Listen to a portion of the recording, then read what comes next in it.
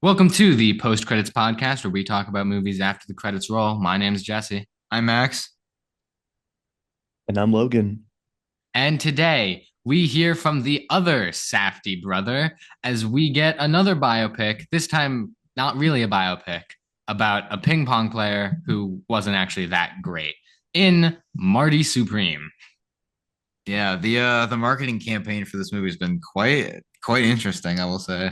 Yeah, they had a blimp. They bought a blimp and then they flew it over LA for Marty Supreme. And you know Yeah, what? It worked because this movie opened to like $25 million somehow. yeah, and then you had Timothy Chalamet standing on top of the sphere, and then his live stream was like Marty Supreme Christmas Day, Marty Supreme Christmas Day, Marty Supreme Christmas Day. It's like, hey, I mean, it worked. I saw it, and so I did you yeah, guys. we, Yeah. we all saw it. That's why we're here. Yes.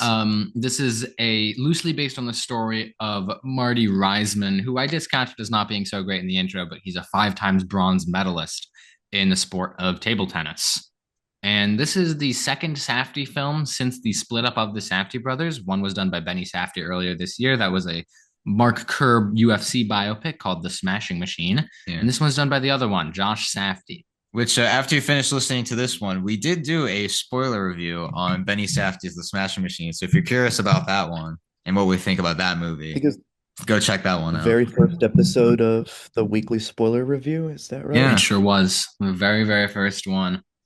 And Well, a we've very, come very full good one. circle.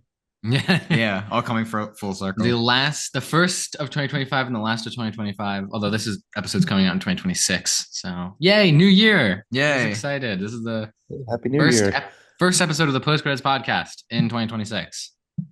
That's amazing. Yeah.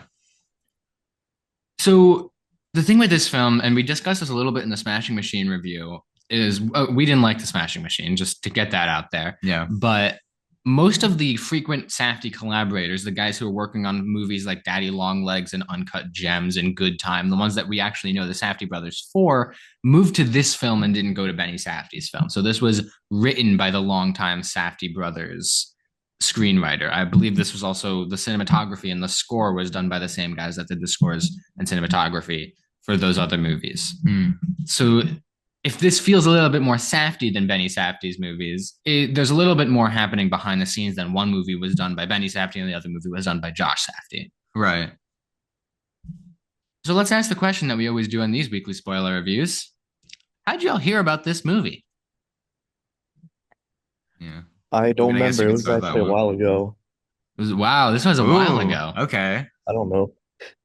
Did you see a This trailer is for probably it? the first one I don't have an answer for, but I do remember it's probably seeing the trailer some time ago. This I yeah. So I mean, you've seen the trailer for a lot of these, especially it didn't show often in the theater that we typically go to when we see these Yeah, all movies for the weekly spoiler review. they would only show two. It was always Anaconda and The Housemaid. Or Yeah, so we're very familiar with Yeah. Anaconda and The Housemaid. That's going to be a fun. How did you hear about this movie? yeah.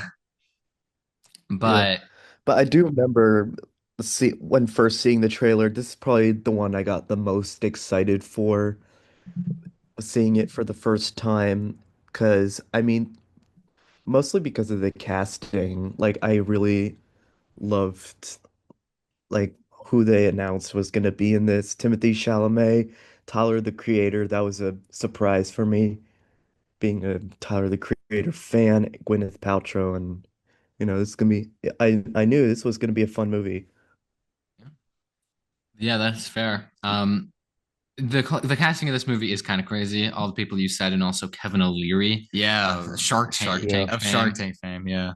And yeah, the Safdie brothers have kind of been known for a while for bringing these out of character actors to do movies out of their own type, right? So they brought Robert Pattinson on to do Good Time. They brought Adam Sandler on to do Uncut Gems. And even earlier this year, Benny Safdie brought Dwayne The Rock Johnson on to do The Smashing Machine. And when I first heard about this movie doing research for our most anticipated, the idea that Timothy Chalamet was starring in this movie felt almost like a cop out to me. Mm. Like, oh, well, Timothy Chalamet at this point is already what, like a 2 times Oscar nominee, near Oscar winner last year. Yeah. And like he's almost every performance he's ever given is Oscar worthy. So I know he's going to be good in this movie, but I also just feel like it was kind of being marketed as a biopic about a guy that I sincerely didn't care about. And so I wasn't too excited about this, and this did not make my most anticipated at all. Oh, how did it end up on our list? It was on your runners up. Oh, yeah. That's right. I did forget about that one. Yeah, at least I guess just transitioning from that, how I heard about this movie. I actually found out about this movie when I heard about the Safdie brothers splitting. Very sad day because I watched Uncut Gems a year after it came out, and just I really love that movie. And what I love about it so much is that it really showcased that Adam Sandler can be a dramatic actor, which I think the Safdie brothers, both of them, have been very good at doing. And hearing about the movies that are coming out this year for most anticipated, I heard the Safdie brothers not only split, but they had two separate movies coming out in the same year, only Mm-hmm. like what 3 months apart or something like that. Yeah, not that long apart. Yeah. So like there was the I almost said the Safdie Machine. Wow, that would have been a very different movie. The Smashing Machine and Marty Supreme, which were both movies that I was very interested in. I think I put this movie on my runners up just because it did look a lot more interesting to me than the Smashing Machine, even though the Smashing Machine I had excitement for because seeing The Rock as a serious actor. But this one I just heard so much. They had like Tyler the Creator and Mr. Wonderful himself, Kevin O'Leary was going to be in the movie, and just like seeing a bunch of behind the scenes stills and clips from it, like it looked like a really cool movie. Add on the incredible marketing that they've done. I the closer that we've gotten to the release date, I've been more and more excited for it. So I agree. A24 has had a weird run this year of like feeling like they don't actually want anybody to watch the movies that they're putting out yeah, because all of these movies have had these such either lackluster campaigns or just kind of uninteresting hooks. Like Death of a Unicorn, the trailer was fine. I think it showed too much. And that was like it could have been A24's big movie this year. And Jenna Ortega, Paul Rudd. And I feel like nothing that it showed really hooked me on the movie. This movie, they were really going all out. They really, really, really wanted you to see this one of all of them. yeah. Which actually, speaking of Death of a Unicorn, I actually watched that as of time of recording. I watched it like half an hour ago. So it's kind of funny we're doing A24 kind of back to back with that sort of thing. Yeah. So, yeah, I mean, anyone else have anything else to say about this movie before we dive into the plot? I don't think so. I mean, at this point, if Josh Safdie is casting Kevin O'Leary as Mark Cuban going to be in his next movie, like just get the full Shark Tank roster. Yeah, I think we might as well. But at this point, I trust Josh Safdie to do that because Kevin O'Leary was actually quite good in this movie. Yeah, I'm sure we'll go into more detail on that, but I would agree. We should. Let's start with the plot. We start on this shoe salesman named Marty Mauser. He's played by Timothy Chalamet. He's the Marty Reisman character. They renamed him for the movie because it's less of a biopic and more of kind of a fictionalized story of like a week in the life ish. He works at a shoe shop, and then this woman comes in, played by Odessa A. Zion. Her name is Rachel Meisler, and she and Mauser are romantically entangled and also sexually entangled because they go to the back room and have sex. And the opening credits plays over a scene of Marty Mauser's sperm impregnating Rachel Meisler. Oh my god, I was dying. I was dying when I saw that. And I was just like, and the song choice too. They play the song "Forever Young" in the background of that. Like it literally opens with Timothy Chalamet and this other girl fucking, and then it's so it's like the opening credits are it's just a sperm going into an egg, and then it transitions into a ping pong ball. And I'm just like, this is like the most like Safdie brothers type opening because like didn't Uncut Gems open with like Uncut Gems opened with a colonoscopy. a colonoscopy? That's right. Yeah. And yeah, it turns into a ping pong ball, and it's a ping pong ball that Marty Mauser is playing with against his buddy Wally, played by Tyler the Creator. Tyler Hey, Okonma is his Mr. real name. Mr. Chromacopia. It's weird. Tyler is credited as Tyler Okonma in the opening credits, but in the ending credits, I believe he's credited as Tyler the Creator. Mm, So I don't actually know which one he interesting. wants to use as like a stage presence. Like, I don't know because like I know sometimes musicians do I that, mean, it like was the marketed Roadhouse with remake last year. Okanoma. Yeah. what do you say? It was marketed with Okanoma, not as the creator, Yeah, right? it was. and but like the weekend goes by able testify when he's doing like movie and film stuff, Yeah, and because not by as the weekend. yeah, because last year when I watched the Roadhouse remake, Post Malone makes a cameo in that movie. And he's credited as Austin Post. He's not credited as Post Malone, which I think it was kind of interesting. Mm. Yeah, yeah, yeah. So we learn that Marty Mauser is this table tennis player. He's complaining about the ball being white, and then Tyler the Creator is also wearing a white T-shirt, and so he can't track the ball. Um, and he's going to the British Open, and he sees himself as the greatest table tennis player in the world, and arguably the only good American table tennis player in the world, according to him. His father, or at the very least, the man who's married to his mother, is named Murray. He's played by Larry Sloman. Uh, he owns the shoe shop that Marty Mauser is working at, and he's supposed to be funding Marty's trip to Britain. But Marty, right, he essentially goes out for lunch and then he plays table tennis with Wally for hours, and then he comes back and the shop's closed because he was playing table tennis for so long. And Murray's gone. He's gone on a trip, and so Marty, to get the money, he pulls a gun on the person closing up shop and just takes the money from the safe, which is armed robbery. And he says, "Oh, you can even press charges against me when I get back. I don't care." Yeah, that just gives you insight into the type of character you're following.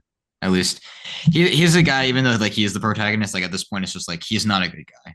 Like I Right. think we'll come to find out, like Marty Mouse is not a very good guy. Marty Maz is, yeah, he's not. And most Safdie protagonists aren't to start out. And I don't think they typically end as good people, but they end somewhat incapacitated, Yeah, at least unable to continue to be outwardly hostile. right, right. So Marty Mauser ends up in London and he meets this woman played by Gwyneth Paltrow. Her name is Kay Stone. She is a retired actress, and Marty is immediately infatuated with her and calls her hotel room and hits on her a little. And he eventually pays for her whole table's lunch one day in the hotel or in a restaurant or something. And that's when he's introduced to her husband, Milton Rockwell, played by Kevin O'Leary. Milton Rockwell is the owner of Rockwell Inc., which I thought was Rockwell Incorporated, but as it turns out, is Rockwell Inc., as in ink for a pen, because he owns a pen company. Yeah, I loved the back and forth that they had when he was introduced. It's like, it's like, oh, how you're doing like selling pens, and he's just like poking at him for like his pen sales. Like both the conversation with Marty and Gwyneth Paltrow's character on the phone, as well as with Kevin O'Leary, it's just like he's just so like his dialogue is so snappy and witty that it's just like everything out of his mouth is just like he just says whatever comes to mind, and it's just like at this point, it's just like he's a character that you just like you can't help but love to follow him, even though like he's kind of a dick in a sense, but it's just like he just runs his mouth, but it's just like you can't help but love watching him for doing that. It's a very Aaron Sorkin It's style of dialogue. Yeah. it's so chaotic to me, and that sort of chaos, being a fan of, I guess, shows, I can compare it to It's Always Sunny and the Trailer Park Boys, and that sort of feeling, just the pure, unadulterated, just chaos, I guess, for lack of a better word. Like the way that pretty much all the characters, as we'll discuss later, have their own sort of man their mannerisms, their okay, struggling to find the words, but They have a maniacal, that's style all of I can. speech. It's And what?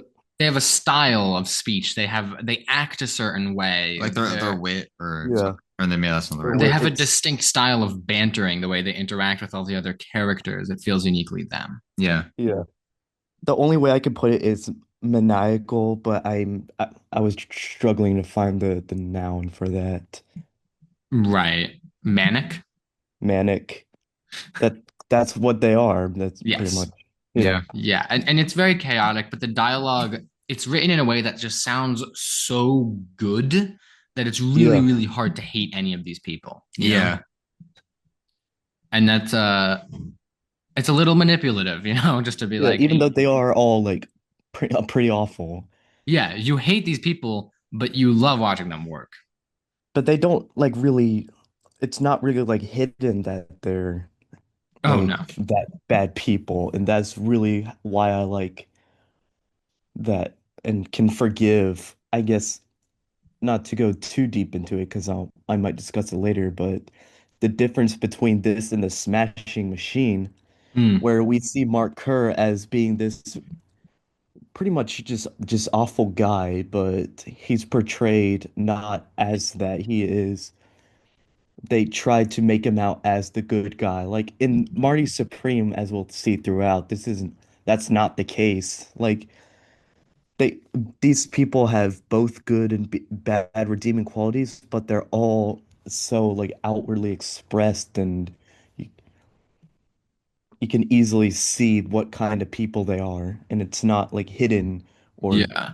The, manipulated in any way, there's a great or scene not. where Marty is talking to the press ahead of his game with the current reigning champion named Bela Kletsky. And Bela Kletsky is pointed out that he has a tattoo from Auschwitz-Birkenau. This is a 1952 period Oh piece. my God, I forgot about that too. So this is 7 years after the Yeah. end of World War II. And basically, Marty's talking to the press, and the press is like, "Do you feel confident ahead of your match against Kletsky?" And he says, "Oh, yeah, I'm going to do to him what Auschwitz couldn't." And everybody Our is whole theater Wild. gasped. The I whole don't know. Wait, theater. look, I don't know about yours, but me and Jesse, our whole theater gasped, and then we just looked at each other, just like, oh There were my, like like there that's were the like kind. three people in my theater along with me because I went in like in the morning, but like mm, we were all like, "Oh, did he really just say that?" yeah, and we later actually learn about Kletsky's experience in the camps. We learn that he was like a grave digger set to the very outskirts of the camp, and he found a beehive one day, and he took the beehive and he rubbed it all over his body so that the other prisoners in Auschwitz could taste the honey by licking it off of him.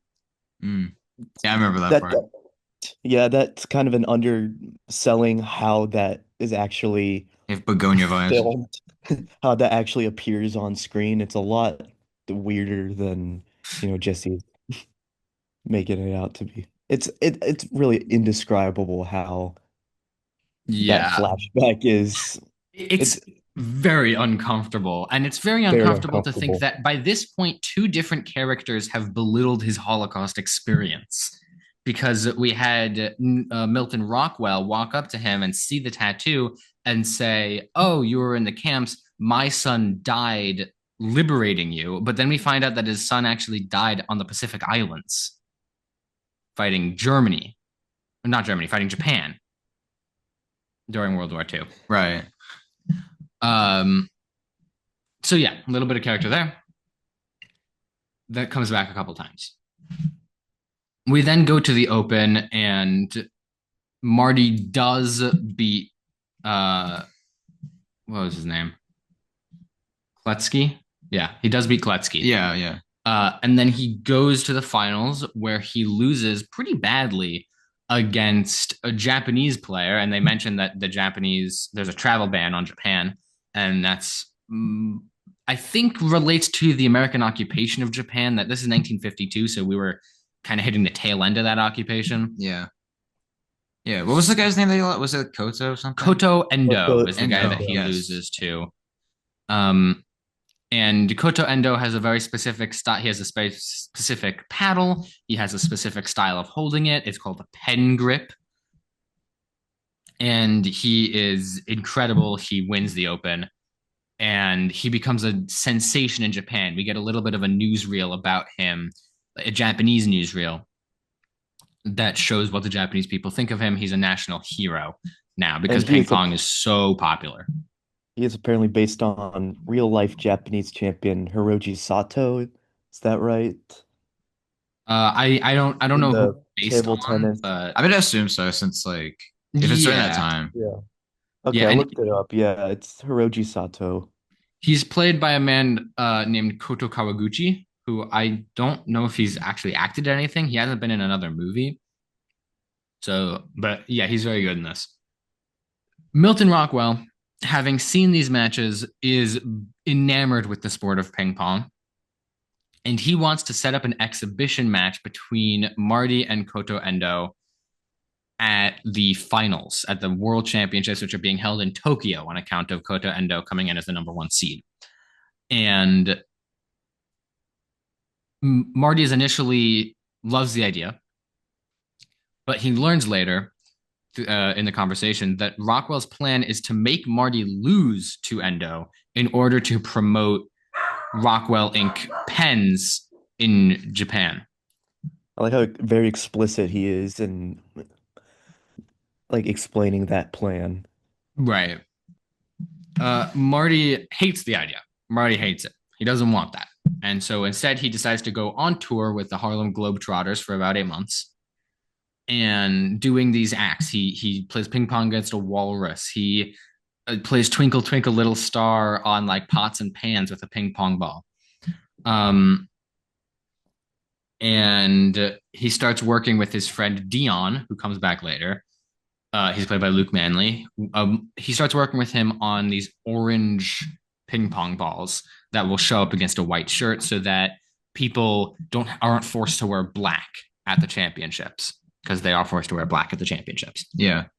It's kind of alluded to earlier, like the scene where like Marty's in front of the paper, like the white sheet of paper, and he's moving the white ball. It's just like, see, I can barely see your eyes moving. And then he brings up the orange one. It's like, yeah, see, I could see your eyes moving a lot more clearer than that time around. Right. Which I didn't realize at the time because like I have a ping pong table in my house and it's just like all the balls that came with it were all orange instead of white. So I was like, oh, that's I didn't immediately think about that until I watched this movie and I was like, oh, I guess that's probably why. Yeah, maybe not the defining reason, but I don't know if Marty Reisman actually changed the color of the ping pong ball or if that was like an actual thing. It's possible. I don't think any of us three are really into ping pong, unless one of us is a big ping pong guy, and I didn't know. I mean, I've played a few times, but I just play it for fun. I'm not like a professional ping pong watcher or anything. Mm-hmm. Yeah, I don't really watch ping pong, but that's cool. If that's Marty Reisman, that's cool. Yeah, it's a fun sport to play, though. I will say I'm really bad at it. So Marty comes home and immediately gets arrested for armed robbery of Murray's store, which occurred 8 months ago, so that he could go to Britain. And he escapes. He kind of the cop lets him go so that he could go change, and then he jumps out of his window down the fire escape, and he starts running across New York. Epic chase scene. Yeah. And he runs into this pet shop where who's working but Rachel Meisler. And as it turns out, Rachel is 8 months pregnant because it's been 8 months since he impregnated her. Yeah, if you didn't get that from the opening credit sequence, that's essentially what caused that. He says the child cannot possibly be him because he, quote, pulls out, and he mentions her actual husband, Ira. It's probably his. And so he leaves her at the pet store. He runs away and goes to Tyler, the creator's character, Wally, who is a cab driver. And he says, listen, Wally, I need you to bring whatever cash you've got. We're going to stay in a hotel because I'm running from the cops. And so Wally does come with $10 and they buy a really crappy hotel room for $2.50. And then the owner says, just don't shower. You can't shower. Or you can't take a bath, or you can't do any of these things. Or basically can't use the tub. Right. Don't use the tub. Don't bathe. So what does he do? He bathes. Yeah. And while he's bathing, Tyler Wally finds out that Marty has actually been banned from the championship until he pays a $1,500 fine. Because remember how he was calling the hotel room of Kay Stone, that was actually at a hotel that was more fancy than what the Table Tennis Association was giving him, and he wasn't allowed to stay there. Even though he paid for his own room, he wasn't allowed to stay there. And so he gets that $1,500 fine, and he has approximately $0 because he's a very lavish spender, and he still needs a bunch of money for the flight to Japan, which is in 1 week. So now we have a week to make $1,500. So he's taking this bath, and then Tyler's like, "What's the Ritz? Because you just racked up a $1,500 fine for staying there, and you're banned from the championship." And Marty's like, "What? Give me that!" And then he stands up, and then the tub falls through the floor directly onto this other guy named Ezra, played by Abel Ferrara, and his dog Moses. Moses. And his arm is literally crushed under the tub. Moses, the way that the tubs have fallen, Moses is just barely shielded, but he still got hit by a tub. And everyone's freaking out. We see Wally looking through the hole in the ceiling that has now been caused because Marty was in the tub. So now he lifts the tub, he's getting Abel Ferrara's arm off the tub. There is bone coming through the skin. Yeah, they do not shy. Oh. They do not shy away from showing that. And I will say, like the tub The falling, I think dog that's is the relatively second time our okay, theater so had don't like a freak out. gasp or something. Our theater gasped a lot. We had a Yeah. very active crowd. Yeah, there's a lot of people in our theater, which I was kind of surprised by. But yeah, when the tub fell, like including myself, I was like, oh my God, it's just like every hotel goer's worst nightmare, or one of the worst nightmares is like with something collapsed while you're in the room. Yeah. And it's just like literally the bathtub fell through the floor and fell literally on the person below.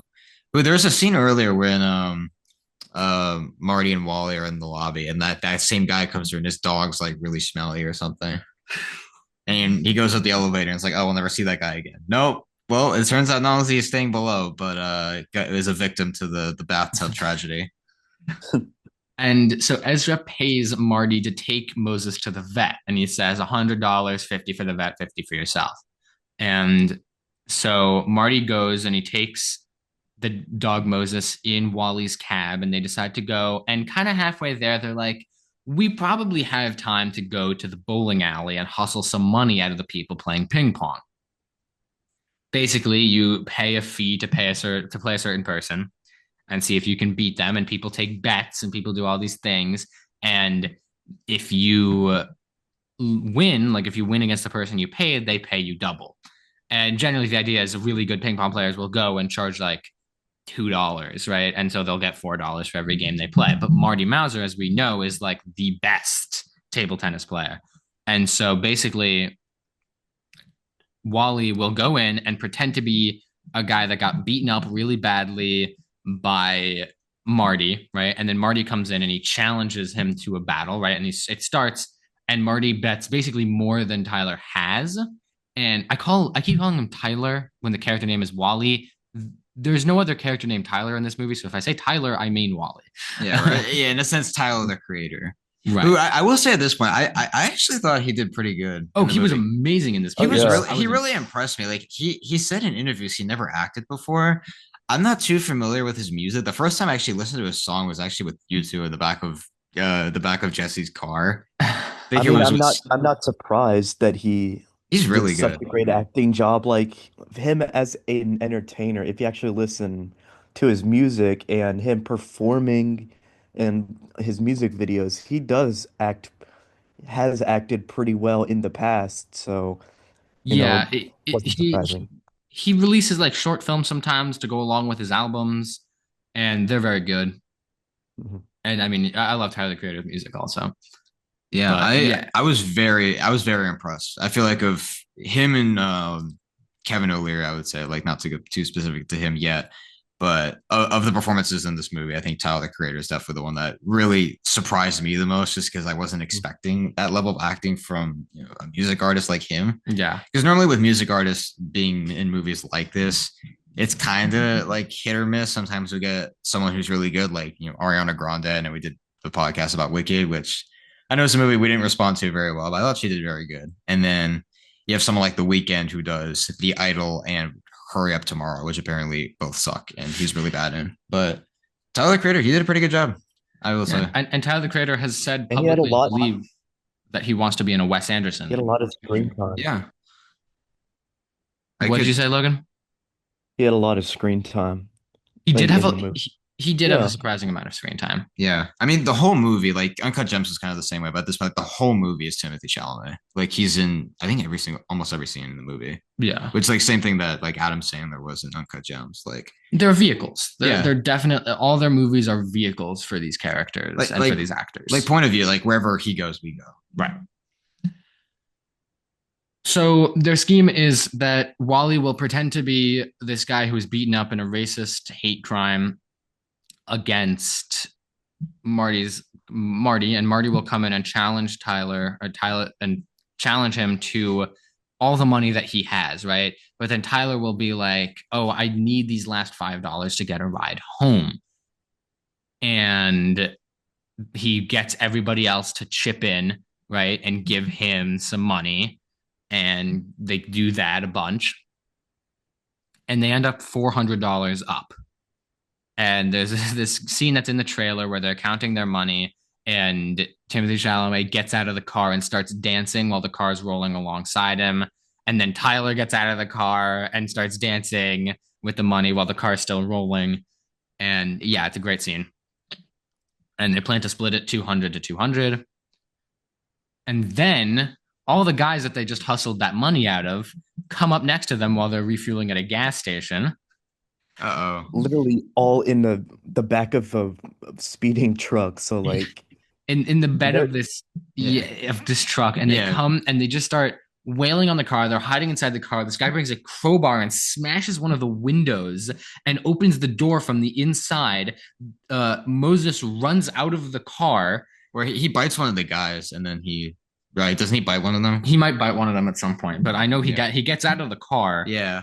and then the way that they're driving, they like knock over one of the pumps and they leave, and behind them, the gas station explodes. Yeah. the dog is okay. Don't freak out. Yeah, the dog's Yeah, okay. we see the dog running out of the fire unscathed, but the gas station exploded. Yeah, chaos ensues, I will say. Like when the truck pulled up, all that went through my head was, "Oh boys!" Like No, what I was those like parody like 50s gangs or something, Mhm. or like like 50s.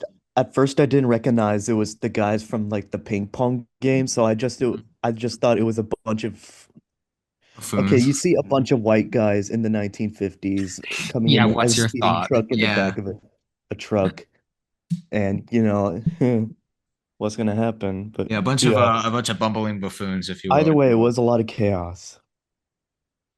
Yeah, it was, and they end up getting out of it, but they don't have the dog anymore. And And throughout this whole time, they're like immune from being arrested for most of the time. Like they cause so much I Yeah, wouldn't say property they're immune damage from and being arrested as much as they're constantly on the run. I mean, they it's not like they because were like hiding anywhere well, because wasn't Marty? He was that going to made that them one look person's like they house, were and on the then he kind run. of he really runs back and forth. He doesn't stay in like one spot. Yeah, he really does. And it's Yeah. kind of hard for he never talks to a cop, right? There are no cops on screen. I think we're supposed to assume that they're in tow, but we never see them really. Or at least at this point, like eventually he gets into like some like he does talk to cops at one point. When? Remember when he's walking with Gwyneth Paltrow and then the cops Oh, approach well, him? yes, but Yeah. that's in Tokyo, I think. No, that was No, before that's he in That was left. before Central Yeah, it Tokyo. was Park. before. Remember, it It was was like before remember he was Tokyo. getting Oh, the you're right. necklace. Yeah. Yeah. You're right. You're right. You're Yeah, so he right. talks to the cops there, and then he literally was put in handcuffs for a second, like Yeah, earlier yeah. with his uncle. It's true. But it's just like Um, we never see him like settle down. He's always like very sporadic. Like he's staying at some guy's house. He's on the streets. He's in the back of Wally's car. Like he's not slowing down. And then there's even a line where Gwyneth Paltrow's like, "How do you even like keep yourself yeah, like she says, how do you plan on eating your next meal? And because they're in the hotel room together, and he I'll says, order I room was planning service." on ordering room service as soon as you left. Very Marty Mauser thing to say. He um, definitely has a high wanted level on GTA at this point. 5 star. Yeah. 5 star. Or more like 3 star because like he's not like constantly being chased. Like he's just Yeah. hiding out places. And he's not yet an accomplice to murder, so. Yeah, that's true. Not yet. uh, he finds this studio where Kay Stone is rehearsing a play for her Broadway for her acting comeback, which is being financed by Rockwell. And he comes in, kind of woos her by just kind of listening to her complaints and then agreeing with them. And they have sex in the shower in her hotel room, and he steals a necklace from her. And that's when the room service line comes up. Um, and Kay and Marty have a bit of a falling out. And then he goes to a pawn shop to try to sell the necklace. But the pawn shop guy tells him it's costume jewelry because it was the costume she was wearing for the play. It's just like what an epic fumble when it comes to that. Rachel then shows up and Oh boy. says, and she has a black eye, and she doesn't say much, but Marty intuits that Ira has been beating her, and we know that Ira's a drunk and an angry guy. And I feel like that kind of would have come earlier, but I guess this is the first time that she has Yeah, I mean, proof of it. yeah, I mean, like we've seen Ira like freak out, like when Marty was being chased and he runs into Rachel, and then he Mm-hmm. comes in, and is like, "Hey, what is this?" Yeah, Like that's like that was like the only part where they're like the two of them are interacting. right. But we just kind of see him as like he like I guess gets angry. Yeah, and I mean, we we then Rachel and Marty are back, and they're trying to find Moses to they're trying to find Moses to claim the reward for finding Moses because Ezra's put up a reward for him.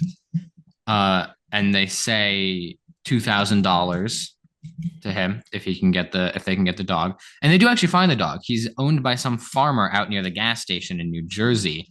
The thing is, that farmer is armed. Yeah, And not a friendly neighbor as you would come to suspect. he shoots at them and they leave and they go on this weird scheme to try to get the dog where they say they have the dog and they want to meet up somewhere and they Rachel wants the money first before she gives the dog because she doesn't have the dog.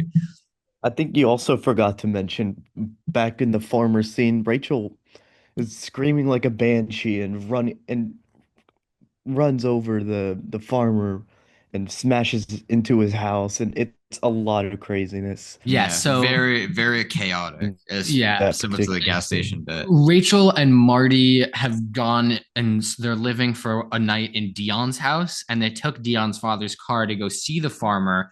And in the chaos, Gets all they shot up. crash. The car gets shot at. They crash the car into the porch, which destroys the porch. And then they go into the cornfield, and basically the whole car is like damn near destroyed. Um, Yeah, and it's running on hopes and prayers at that point. and so Dion then throws them out, and we find out Marty wipes a tear from Rachel's eye, and we find that the black eye was actually applied. It was actually makeup. It Yeah, was fake. so she wasn't beaten, which is kind of shocking to find out because earlier Marty takes a trophy and smacks Ira on the head for Yeah, beating her. Which right. at this point we find out that that's not what he did, and he just hit a guy At with that a point, that was trophy. very satisfying to Although see. to be fair, we Yeah, know based on Ira's limited screen time, we know he's a really bad husband. yeah, And it's not like it's not cathartic to see him beat the trophy even after we find out that it was fake. And we kind of understand where Rachel's coming from when it comes to faking the injury because it's like the only way that she can actually command respect as a woman in this situation is if there's been physical violence thrust upon her. It's not enough to be in that awful situation. She has to actually be beaten. So it kind of makes sense. It's more of a product of the time than I think it is necessarily her fault, but Marty's really upset about it. And he forces her to go back to Ira after she'd been gone from Ira for like 3 days. And we see how upset Ira gets at this. He's throwing things all around the house. It's actually the thing I was thinking of when I was seeing that scene was that it seemed like what Mark Kerr was doing in the Smashing Machine yeah. I when kind of he thought the was same mad at thing. his wife. Yeah, Just a weird Yeah. reversal there. I feel like Josh Safdie was treating hmm it with a lot more understanding yeah, for Rachel's situation. there's reasoning behind both sides. I feel like at least like the movie warranted like exploring both characters to why they would do that. I mean, Ira has obviously reason to be upset, at least maybe not Yeah, quite like that on the other extent, but hand, imagine imagine if your Ira and your wife is 8 months pregnant with another man's child. So I mean, yeah. And essentially he's running as around far with as he knows, yeah. doesn't he think that it's his He does think at it's first, and his. then Yeah. But on the And other, then I don't think Rachel it tells him excuses. that it's Marty's. I don't think that excuses his behavior. No. No, no, it's just It's like in the sense like both kind of characters have a right to be explains upset or something. why he freaks out that particular moment. Right. But I think Yeah. he also freaks out because he's incredibly drunk. Yeah. And we know he's incredibly drunk. He has Definitely adds to empty it. beer bottles all around to throw, you know?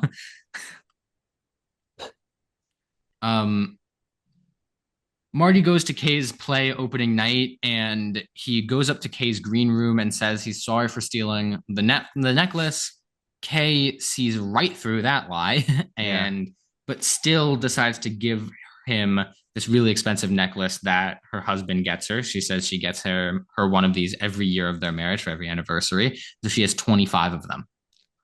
And he gives it to her and then they go and in a moment of passion they start having sex in the park Number three. and then they get arrested for public indecency. Yeah, and this for the yeah, Marty's running with the cops. So if you're like, how is this man escaping from the police? Well, in a sense, they confront him for something that he's not supposed to be doing. They caught up to him and then they have to use that necklace as a bribe to get the police to let him go. Yeah, which in today's world that doesn't quite work, but I guess in the past they accept valuable necklaces. I still think they would accept a valuable necklace. You think so? Yeah. I mean, I've never been in trouble with the police. I don't intend on ever doing that, but valuable necklaces as a bribe. I don't know if I would do that, but So around the same time, because you don't have an expensive necklace. yeah.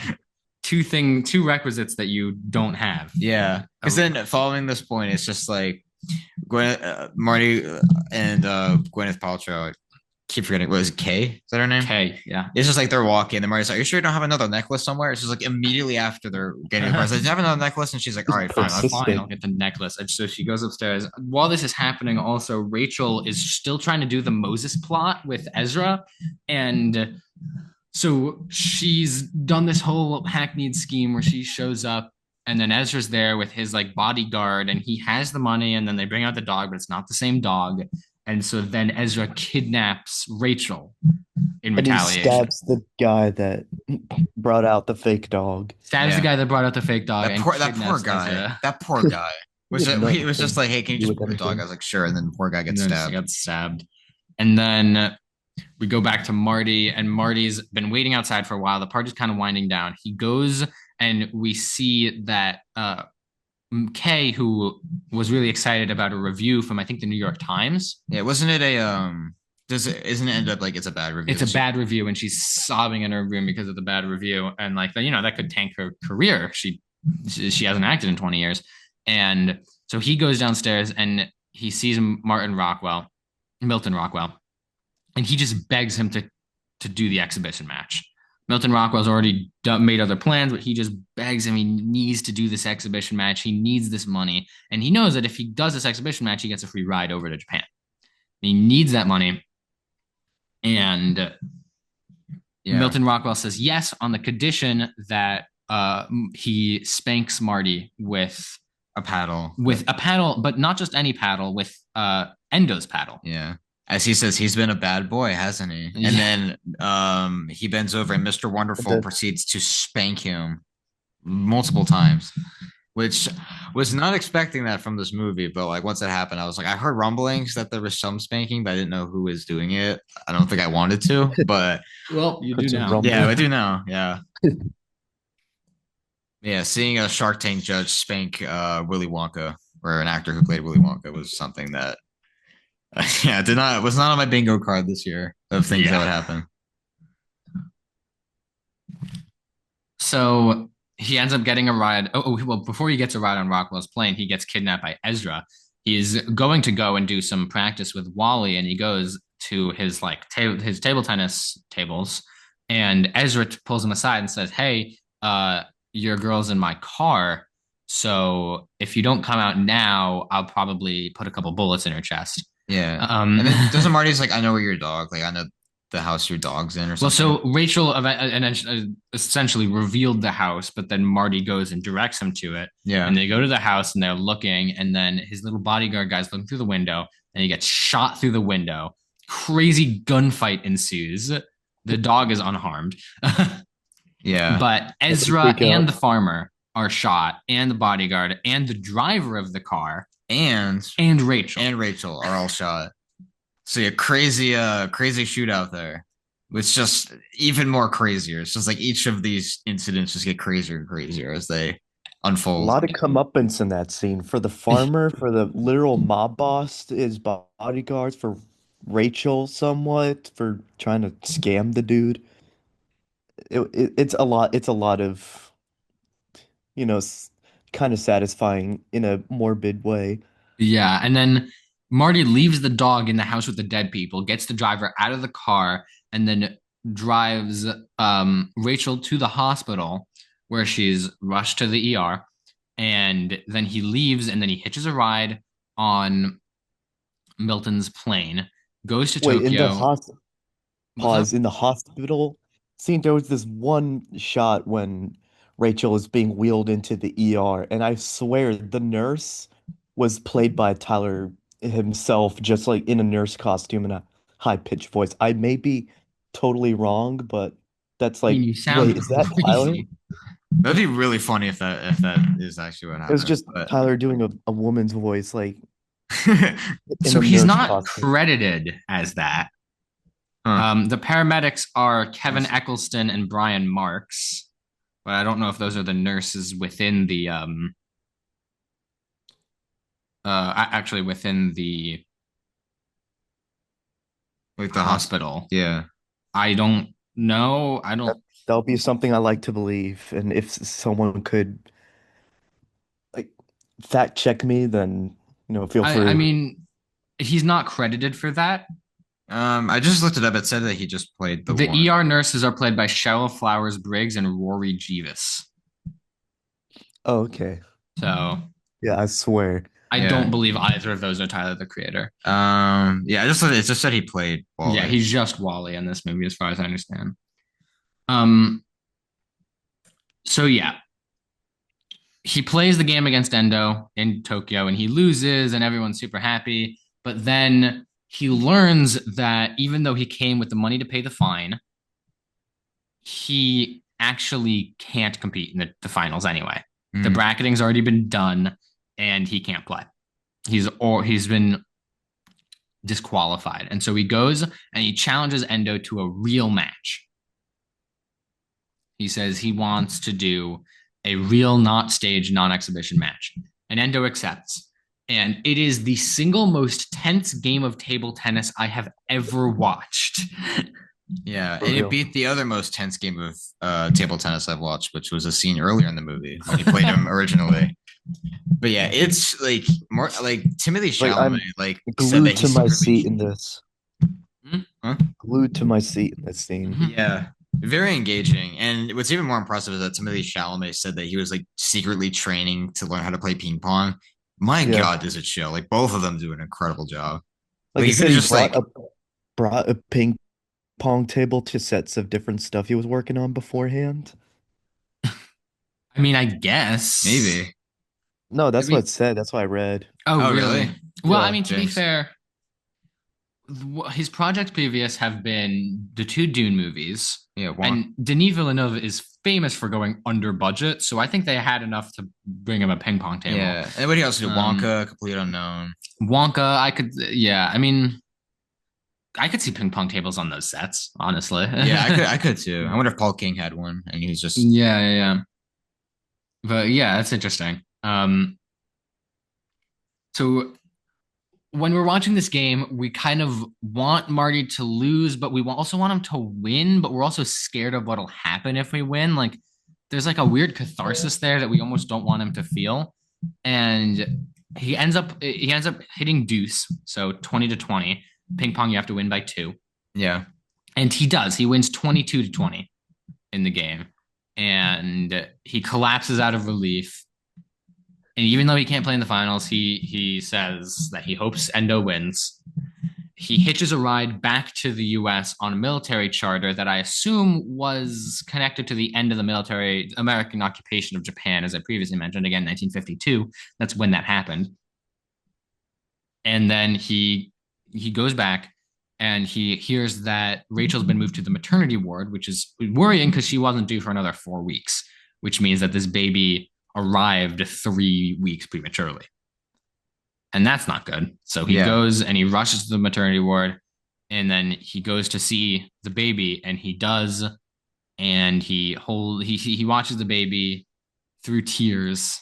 Yeah, he's like full on sobbing. And then The face that the baby makes in particular is just, what are you crying for? Like after yeah. the baby himself starts crying, he's just stops crying. He just looks at Tyler like, not Tyler, but Timothy. Like, Everyone in this movie's named Tyler.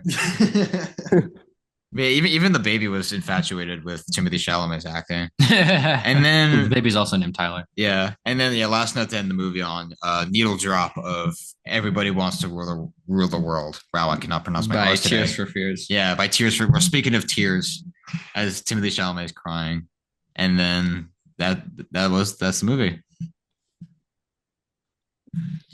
So, what do we think walking out of the theater of Marty Supreme? it was everything that I expected it to be, and I expected it to be really good. And I was really,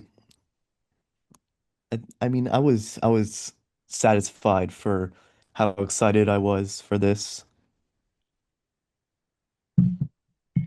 I mean, I probably will have more thoughts about it if I think about it more, but yeah. I didn't have any expectations going into this. I didn't think I was going to like it when I first saw it. And basically, when the trailers came out and I'd actually seen some of the trailers and some of the casting, I was like, this could be cool. This could be cool. And then walking out of that theater, I was enamored with the film. It was amazing. I was incredibly impressed. Yeah. And it's one that like looking back, this is a film that looking back, I regret not putting on my most anticipated list. I had it on my runners up. I think it was the runner up or one of the runner ups for my list. And walking out of the theater, I loved it. I thought this movie was great. It's up there. It's probably my second favorite movie that I've seen this year. Um, I don't typically love biopics, but whenever you do a sports biopic, it typically draws my attention because a lot of my favorite movies are sports biopics. Like a recent one that I saw that I loved was Ford versus Ferrari that came out a couple years ago. And this film was great. I think all the strengths of I guess the Safdie brothers was there, even though this one was only directed by Josh Safdie. I think Timothy Chalamet absolutely solidified his Academy Award. I know we did the podcast on Hamnet, which solidified Jessie Buckley in Best Actress. I think this movie solidified Timothy Chalamet's Best Actor. I know he's been pushing for it. I think he absolutely would deserve it. I thought this movie was great. It's probably my second favorite movie that I've seen this year. It's up there for me. Yeah. I don't know if it's second or third Yeah. or whatever, but it's up there. And pretty soon we'll be coming at you with our end of year rankings. And I have a feeling we're going to be discussing this movie again Yeah. in that episode. Yeah, and I will say, without question, this is the better of the Safdie brothers movies that have come out this year. Like without question, this is a better film yeah. than The Smashing Machine. Which The Smashing Machine, as I've said on it, I don't think it's a very good movie. This film is excellent in my mind, and Being better than the Smashing Machine is such a low bar. yeah, Although this movie passes that bar with flying colors, I would go as far as to say it's better than Uncut Gems. I think I would agree. Yeah, I love Uncut Gems, but I think this one, like, they're very close in my mind. But I think I'd probably give this movie the edge. I haven't seen Good Time. I do want to watch that one, but I haven't or any of the Safdie brothers early stuff. But Right. of like their big 2, 4, however you want to classify it. I Good Time is the only one I haven't seen, but yeah, I thought this movie was great. Yeah, no, I thought it was really great, and I'm looking forward to some of Benny Safdie's other directorial projects. As far as I know, we just have the untitled Adam Sandler project about baseball cards Yeah, that I've not heard really that one anything about. it was interesting because it was supposed to be a Safdie brothers film, right. and then they split. So I don't know what's going on with that one. But I do know Benny Safdie or Dwayne Johnson said that he is planning on doing another movie with Benny Safdie. Right. So I'm guessing there'll be a reteam there. I don't what will it be? I don't know. I know Benny Safdie definitely is much more leaning on acting. I know next year he has The Odyssey and then playing Bowser Jr. in Super Mario Galaxy. But I feel like after watching Marty Supreme, I don't want to speak too soon in case maybe it's because most of the team that did Uncut Gems did this one. I wonder if Josh Safdie is the one of the two that had the sauce when it came to which one of the two was the better filmmaker. But like I wasn't turned off by Benny Safdie as a filmmaker. I just feel like the Smashing Machine I just watched, and I'm just like, I don't know why I would watch this movie over the documentary of the same name. Where this one I watched, I'm just like, there's a reason why this movie exists. Like, this is a really engaging story, even though it's not necessarily like a biopic of somebody, but an It's more inspired. fictionalized, Yeah, and more I like really like fictionalized. that it Yeah, is because it doesn't, in that sense, it doesn't restrict itself to any real life events that Marty, whoever the real life guy is, Marty Reisman. experienced. Marty Reisman, but Yeah, no, yeah, I fictionalizing those. I agree. Go And ahead. I believe it was Tarantino. And look, Tarantino's a little difficult to agree with nowadays. yeah, He said some weird things, but he said something about biopics, and he said that a good biopic wouldn't be telling such a long story. It wouldn't be telling the story of someone's life. It would be telling the story of a day in the life of someone. And I think he's right because that setting allows for you to fictionalize so many more of the events. So many biopics feel like they're running through the motions of big event, big event, big event. We talked about the Smashing Machine, which feels like it's rushing from fight to fight. We did Springsteen Deliver Me from Nowhere earlier, which feels like it's running from event to event. So many of these biopics feel like they're doing that way too much. If you just do a day in the life or a week in the life like this movie does, you get the opportunity to fictionalize so many of these events to tell your own story. yeah, And so I think that this movie does that perfectly. And it feels less like a biopic than a lot of other biopics yeah. because I don't think that a lot of what happened in this movie actually happened. No. And I feel like if you're gonna do a fictionalized biopic, this is the way to do it. Yeah. And to Tarantino's point, like I wouldn't necessarily do a biopic on the day of somebody because a day in somebody's life can't wasn't isn't always the most interesting. But I feel Mm-hmm. like covering their entire life, like I do agree with him in the sense no one's life from beginning to end is super interesting. And I feel like a lot of biopics now, like bringing up like the Smashing Machine, just felt like little snippets, little scenes without any narrative build up, character development. It just kind of felt like it felt like scenes of a documentary. Sorry, it felt like scenes of a documentary strung together, but we don't really get to see like when Mark Kerr wins a fight. What does that mean for him when he fights with his wife? Why does he fight with his wife? And then you get a movie like Springsteen, which feels like it's just taking Bruce Springsteen's life, or the setup of him, how he created an album Nebraska when he was at such a low point in his career is should be a really interesting story, but Low point in his life. His career was or at an life, all-time high. his life, yes, a low point in his life, and I'm just like that could be really interesting. You could explore his mental state during the time, and then how he rose to create a big song. Like there's a narrative you can do there, but I just feel like the problem with that movie is that it tried to cram it into the standard biopic template, and it just fell flat. Whereas you get a movie like Marty Supreme, which does a fictionalized biopic really well. And even a movie I love, Ford versus Ferrari, it's just like it's so different as an underdog story. But because of that, like the actual story that happened with that movie, if you actually research the story behind the movie Ford versus Ferrari, the movie is extremely accurate. So it's like you can do both fictional and non-fictional biopics really well. And I think this movie is an example of how you do a non-fiction story correctly. Like it's just like inspired by somebody's life, but telling your own story with it. And I think this movie really excelled at that. Yeah, and I generally prefer a fictionalized biopic Yeah. over a real biopic. A real biopic sometimes feels like it's doing a little too. It's trying to make you recognize the events that are happening, and there Yeah. are some where the events that are happening aren't that big, which I think is one of like not that well known at least. One of the big strengths of Martin Scorsese's The Wolf of Wall Street, which is a Love that biopic. movie. Yeah. Yeah, it's hitting all the things and it's telling you the story of this guy's career and how he ran this incredibly illegal Walmart scheme, not Walmart, Not Walmart. That would have been a Wall the Street, Wolf of Walmart. this illegal Wall Street scheme. Um, but because we don't recognize Jordan Belfort in any pop culture sense, Martin Scorsese has the ability to kind of experiment with it and get weird with it. And I don't need to know how accurate that story is to the story of Jordan Belfort. Yeah. Which the movie itself is pretty accurate. And what part of what I think excels about that movie, like not to go too much on a tangent, but Martin Scorsese's rise and fall tactic fits so well with Jordan Belfort in his life. Like I would say, if you're gonna do if you're gonna do a non-fictionalized biopic, do it on somebody whose life is interesting. Mm-hmm. Like do it on something that's interesting. Don't just do like a biopic for the sake of a biopic. It's just like if you're just doing like so many musical biopics nowadays, it's just like, oh, let's take this singer and make a movie about them. It's just like, do they have something interesting in their life that's worth telling? But anyway, if you're doing a fictionalized biopic of somebody who did have a crazy life, but you can kind of run with it, this movie does a great job. I mean, we talked about some crazy stuff that happens in this movie, and it's just like you watch it, and regardless if it's accurate or not, like it's intended to be a fictionalized story about a real life guy. And if you're going to do that, I think this movie is a great example of how. I agree, and I think the performances in this movie are so special. Yeah. Timothy Chalamet, career best. Yeah. He deserves the Oscar. I really think it's his. Even we watched One Battle After Another earlier, and Leonardo DiCaprio seems to be a pretty big competitor.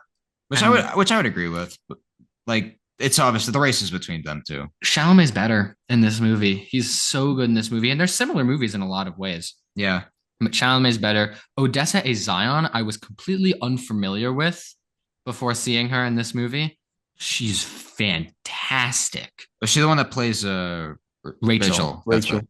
I think her other role. I've never seen her in a movie before, I don't think. She was in some slasher horror movie Hmm. a little bit ago. Let me see. Maybe I've seen her before. Until Dawn. Is that it? Yeah, she was in Until Dawn. Oh, I did not see Yeah, that. yeah, yeah. She was in Until Dawn earlier this year. Wow, wow, And wow. apparently that was terrible. Apparently she was in the Dakota Johnson movie Am I Okay? Which was her return. Oh, she was in Hellraiser? Well, the 2022 Hellraiser. Yeah, She I was the saw. main character in Hellraiser. Oh my God, I've seen that movie. You saw her in Hellraiser? Yeah. Oh, cool. Oh, so this is not the first time I've seen her. Yeah. Yeah. That movie came out a couple years ago. She's fantastic. Gwyneth Paltrow gives probably her best performance in Seven. Yeah, she's very good. Kevin O'Leary is surprisingly good. Abel Ferrara is good. Tyler the Creator is good. I mean, I could basically just scroll down the cast list and say this actor was good, and I'd be right. Yeah, across the board. I mean, they're all just phenomenal. And it's one that's just like this just solidified anything with Josh Safdie's name on specifically, I'm gonna be excited for. Because I feel like he has so much talent. And part of me is wondering, is he the better director of the two? Which as of now, I'm not gonna make too big of a judgment, but of the two that I've seen when they split, I definitely liked a Josh Safdie movie more than a Benny Safdie movie. Right. But I'm not here to say Benny Safdie doesn't have talent. I mean, he's a good actor, and I feel like if he makes another movie, I'll be curious about it. But not off to a great start with the Smashing Machine. Whereas Josh Safdie, I'm like, his name on something else, I want to see what it is. Yeah, I totally agree. And the score was fantastic as well. Oh yeah, the score's amazing. Just everything about this movie is so fantastic. Yeah. I loved it. Yeah, and it solidifies even more of why I love sports biopics so much because it gives not only the sense of a lot of athletes have crazy lives, but it's just like they have a goal to do something. Whereas like the sports angle, you can make it really engaging. Like the final ping pong match is really cool. I think all of them in this movie are pretty cool, but it's just like the sport side gives the main character a goal. Mm-hmm. So it's just like it's easy to make a good biopic on where it's just or it should be a win. Whereas the Smashing Machine, I'd say, didn't work. Right. But it gives them a sense where they have a goal to do something. They have something they want to accomplish. They have something they want to get better at. Yeah. Well, there was a quote. I don't remember who said it, but basically that sports are amazing because they let you experience an incredibly high stakes situation in an incredibly low stakes environment. Because whether or not one sports ball team beats the other sports ball team is not that important in the grand scheme of things, but you feel like it is. And that's exactly what this movie is doing, this incredibly high stakes, intense game is for whether Marty's going to win an exhibition match. This isn't going into any record books. This is nothing. He's just playing it. But it's so tense. And then we see how this guy, this small stakes guy, has managed to screw over so many people. He screwed over himself. He screwed over his girlfriend. He screwed over this actress and the CEO of a pen company, just completely off to the side. Three or four guys are dead because of him out in the middle of nowhere, New Jersey. It's amazing how that story, that how the story is constructed. Yeah, it's always impressive to me how you take a guy that's like you hate him, like he's a terrible person, but or like he's just like the film acknowledges that he's a bad person, but it's just you can't help but love to follow him and see all the crazy stuff that he does. Or it's just like he's so interesting. Or Because it's he's just like even a so movie like Wolf of Wall Street, like Jordan Belfort, like the stuff he did was just like terrible, but you can't help but be somewhat attached to him and like what he does, or just like the things that he because does, just like following his crazy life. I don't know. It's just really Marty as a character is so charismatic, and that's why you also love to follow him. And I think there's a good comparison to make between that and Smashing Machine also, because like you could say the same thing that Mark Kerr is also a terrible person, but the movie is about him overcoming an obstacle and winning something or losing, whichever it was that I don't really remember and don't really care to remember.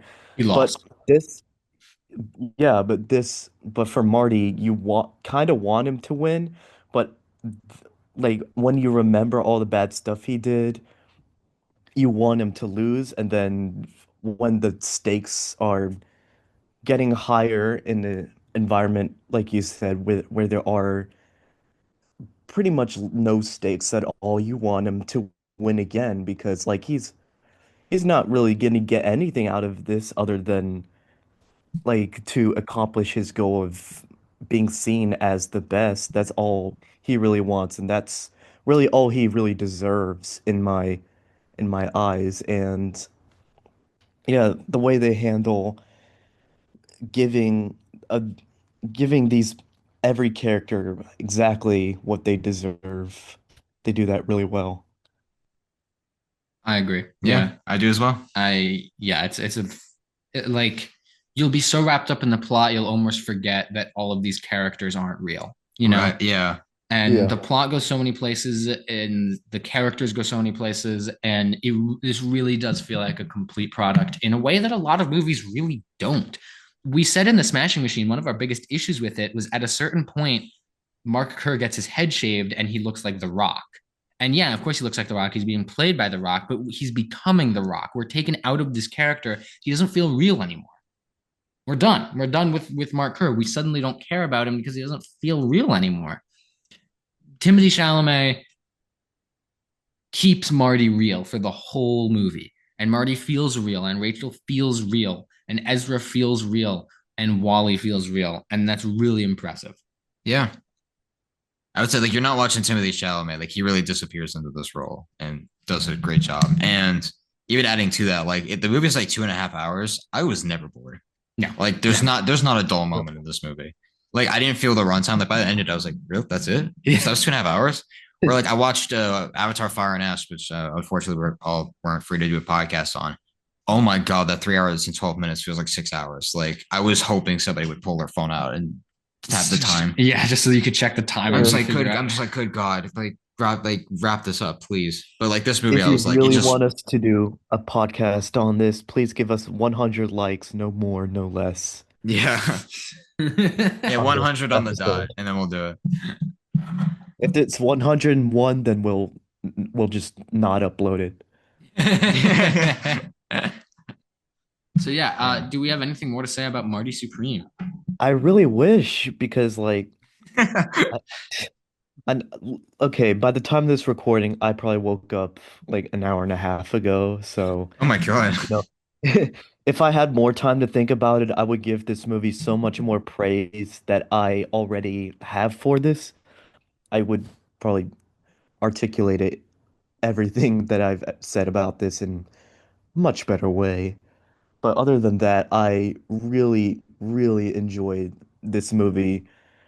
And probably this is the only one from this year that I could say I was particularly excited for, and that I had a long time, I guess relatively long time, investment into this, like seeing the trailers and seeing behind the scenes and all that sort of things. I was like, wow, I really hope it's gonna be a great movie, and this satisfied my, it's exceeded my expectations phenomenally. Yeah. Yeah, So 100% agree. yeah. Should we jump into ratings? Yeah, sure. I give this a 5 out of 5. I do as well. Five out Yeah. of five. As simple as This well. is I yeah. 5 from 5. We're Yeah. perfect Five for across five. the board. Yeah. I don't think that's ever happened before. No, this is the first time we've ever been perfect across the board. Yeah. All Uh, three of us. Yeah, that this might also be the first 5-star movie I've given a 5 star on the podcast. maybe. On the What else? podcast. Yeah. Yeah, This same. actually might be now that we think about it. I don't know. I don't think All you've of it? given something a 5 either on the No, podcast. I haven't. This is my first. I know this is my Is this first. all of our first 5s on the podcast? No, Probably. yeah, it is. This is all of our first 5s on the podcast. Yeah. Go. Which, for all of you who are listening, go watch this movie. Like, it is really that good. Believe the hype. I know the marketing was a bit overwhelming, but believe the hype. Marty Supreme Christmas Day, Marty Supreme Christmas Day, Marty Supreme Christmas Day. Like, it is. This movie is really good. It is really that good. And not only that, I Yeah. mean, as of time of recording, this is my second favorite. Depending on how these next few days go, it may be my favorite, but I need to think about that one.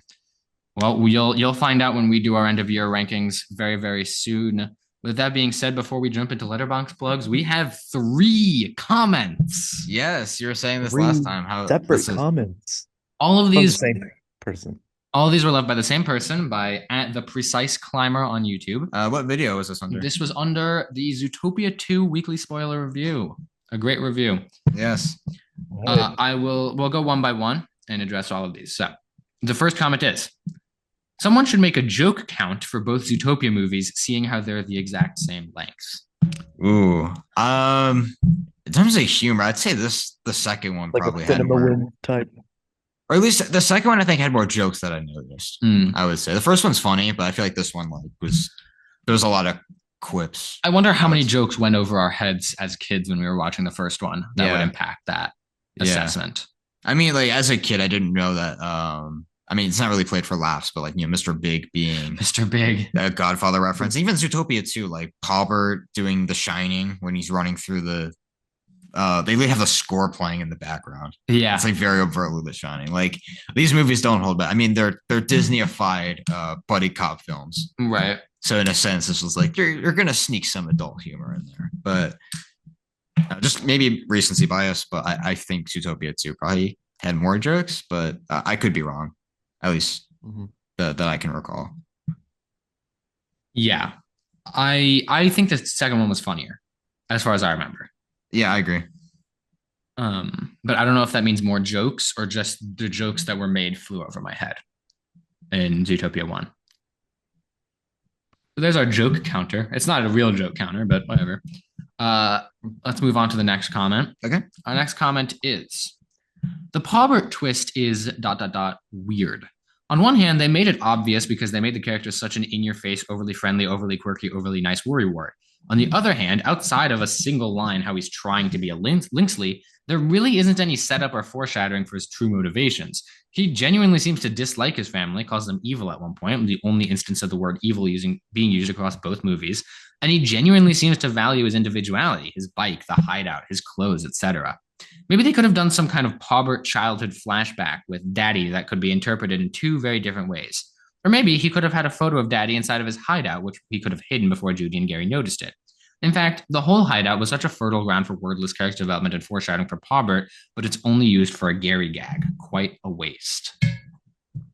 I'd say I would mostly agree with that. If you go back and listen to the episode, I do mention both Zootopia films. They're both as buddy cop films, they're both incredibly stale. And as I mentioned, Zootopia 2 definitely borrows more from the buddy cop genre and the template. And with the character of Paubert and that twist, it's very much a buddy cop thing. Like that's what it's not anything new or anything like that. But with this Utopia films and with the world building they do and such these fun characters, like they stand out in a sense because it's like a Disneyified version of that. But I do agree with you. The Pablo twist is a bit strange, but it's not one that like having the weird quirky guy of a family turn out to actually trying to be like calls his family evil. It's not like a groundbreaking twist or anything. It works for the movie that they're telling, but it's definitely borrowing from a trope, I would say. But that's just that was my view on that. Yeah, and I think I discussed why I fell for it so hard in the episode, but the Linksley character, the Andy Samberg one, fits into a different trope, and it's not a trope that typically ends up as a twist villain. And also, the trope of the guy who wants to prove to his family that he's something is already kind of used in most of these characters. Judy is trying to prove herself to her family. Nick is trying to prove himself to Judy. Gary is trying to prove himself to his family.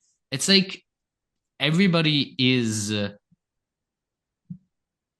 everybody kind of has that character plot point already attached to them. Mm-hmm. And so when with the first twist that Linksley was the motorcyclist that was actually helping Gary, that was enough of a twist because I figured, oh, Linksley is just kind of along for the ride with this family, even though he's a little awkward and a little more outgoing than some of the other members. I thought that that was enough of a twist. I didn't see the second twist coming. Yeah. For me, it was like the second they did that, I knew his motivation. I was like, he's probably going against them because it's like there's no way that like that guy from a family has nothing to do with it.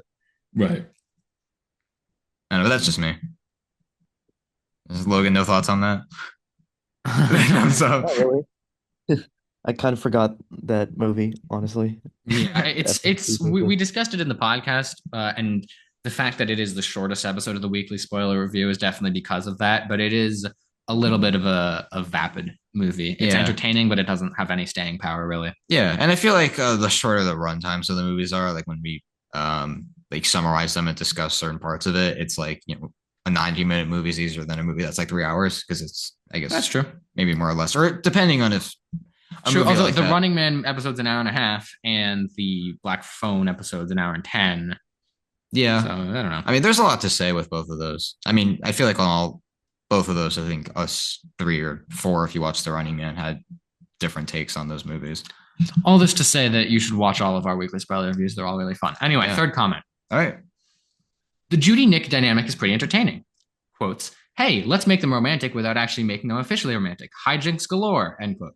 It's a good thing that they avoided the more generic tropes like the love triangle. There was supposed to be one with Palmer, but got cut. Uh-oh. And even the breakup was mostly caused by external factors rather than them going their own separate ways of their own will. The lore expansion feels rather sloppy, to be honest. It's a very obvious none of this reptile Linksley lore existed when they were making the first movie. And I know maybe it's a little harsh to expect high quality lore pre-planning from a Disney franchise, but still, they decided to go with a lore expansion instead of a standalone adventure. And it's possible to do an unplanned lore expansion well. Just look at Toy Story 2. However, while it made sense none of the Woody lore stuff was mentioned in Toy Story 1, it does feel a little weird there wasn't a single mention of the Linksleys in Zootopia 1. Anyway, here are my issues with Z2's lore additions. So, one snake kills one tortoise and reptiles are banished forever. I'll come back to that. Seems like a bit of an exaggeration. Did that never happen before? Surely not every single reptile was a saint. There must have been criminals there too, gang violence, stuff like that. Maybe they should have had Ebenezer kill his own wife. Now that would have given him an excuse for a personal vendetta against the city's reptiles. If you want a pure evil villain, go all out. 2. The location of the reptile ravine, it makes no flipping sense. Okay, it existed before Agnes's Utopia plans, but why would Agnes's Utopia plans still only have a single district for reptiles? There should have been at least 3 different reptile districts plans in the desert, rainforest, and mid-climate districts, if not more. And there's an even bigger problem with the reptile ravine. It's on the north side of the first weather wall. Yeah, right next to the heat-stealing, snow-spewing behemoth. How is all that cold supposed to bypass the reptile ravine and reach Thundertown? It would have made sense if Ebenezer changed the plans, but he didn't. The weather wall was like that on the cover of Agnes's journal, even after Gary uncovered its original form. By all accounts, it doesn't make sense. Quote, Kronk. 3. The fate of the reptile ravine after Ebenezer's betrayal. I know they did this cool visual of finding the old district under all that snow, but logically, the Linksleys would have demolished it decades ago. Reptile Ravine is a clear allegory for community displacements, and in real life, stuff gets built on top of such places. They don't usually just leave it empty. And Ebenezer seems like the kind of guy who would really want to erase all remnants of the reptile community permanently. Okay, first of all, I want to address your first point. One Yeah. snake kills one tortoise and all reptiles are banished forever. That's just not what happened in the movie. Yeah, that's not what happened. What happens in the movie No. is that his housemaid, I believe, Ebenezer's housemaid, finds the original patent for Agnes de Snake's weather walls and then um, kills that tortoise. So the snake didn't kill the tortoise. It was actually Ebenezer that killed the tortoise, which is why he tried to pin it on, snakes, and also it gave him some motivation to be anti-snake. Yeah. But yeah, anti-reptile in total. Yeah, I would agree with you on that. And that's just in the movie, and it's fair. Maybe it's brushed over, maybe it's hard to follow, but that's just not what happened in the movie. So the second one, the location of the reptile ravine, is an interesting point. I never really considered that the position of the reptile ravine would be that important. I didn't either. I mean, it felt kind of isolated in a sense, but also it just kind of felt like barricaded in a sense. Right. Like, I feel like with the Zootopia movies, I wonder if that's what they're getting into, is that they're borrowing from like buddy cop movies, and then also each one is exploring like, oh, why wasn't this species of animal in the last one? Where this one's reptiles, and then if you see the end of Zootopia, spoiler for Zootopia 2, the ending's birds. Right. And I think the thing with the reptile ravine is that I don't know if that was intended to be the only place for reptiles to live. Like, I feel like any reasonable society would have reptiles as like kind of among the other animals. I don't necessarily know if Reptile Ravine was just kind of like a cultural enclave that just kind of happened to be built around where Agnes the Snake happened to live. Because I feel like that makes sense, right? Like, why put it somewhere else if you're already there? But I don't feel like Reptile Ravine was intended to be the only place for reptiles to live, you wouldn't need 3 reptile enclaves. You could just have reptiles be living among the rest of people. It just seemed to be that's where Agnes lived.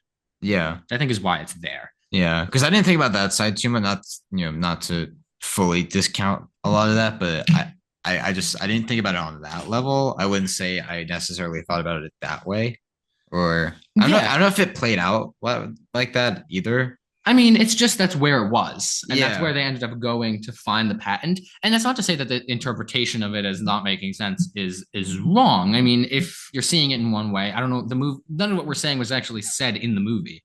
At this point, this is just our interpretations of it. But I do disagree with that interpretation of it, that it was the exclusive home for reptiles.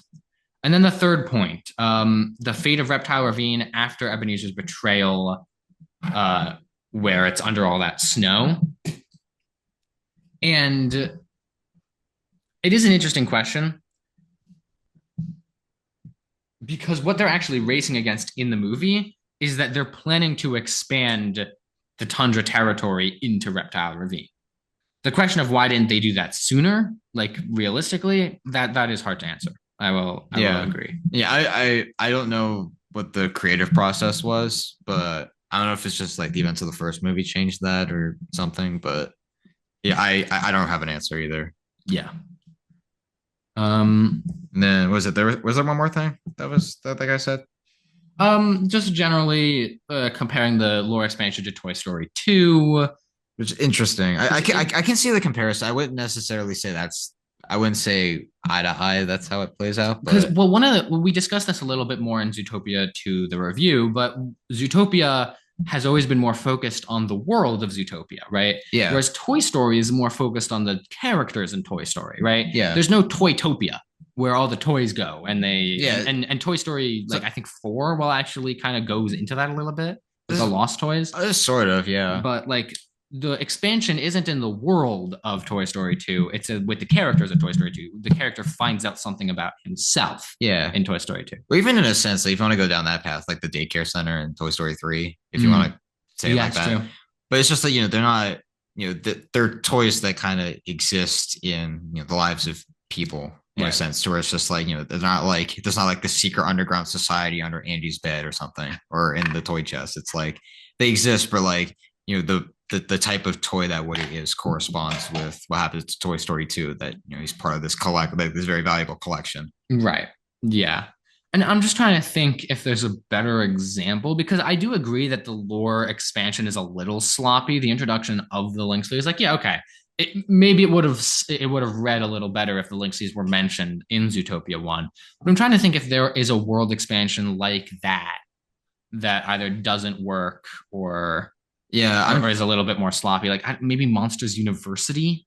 Like we never see a graduate from Monsters University in the original Monsters Inc. yeah, or they don't mention that Right. people at Monsters Inc. are an alumni of Monsters University. Right. But like because in the sense like Sully and Mike are dropouts of Monsters University, Hmm. where the events of that film they get kicked out of school. But I don't know, I don't really know an example off the top of my head. Like Patrick Warburton's character makes sense as the mayor because of what happened in the Well, last sure, movie. yeah. But That's a story yeah, continuation. it's a story continuation. But in terms of like world building and stuff compared to other Disney movies, I don't really know what other examples I would pull from.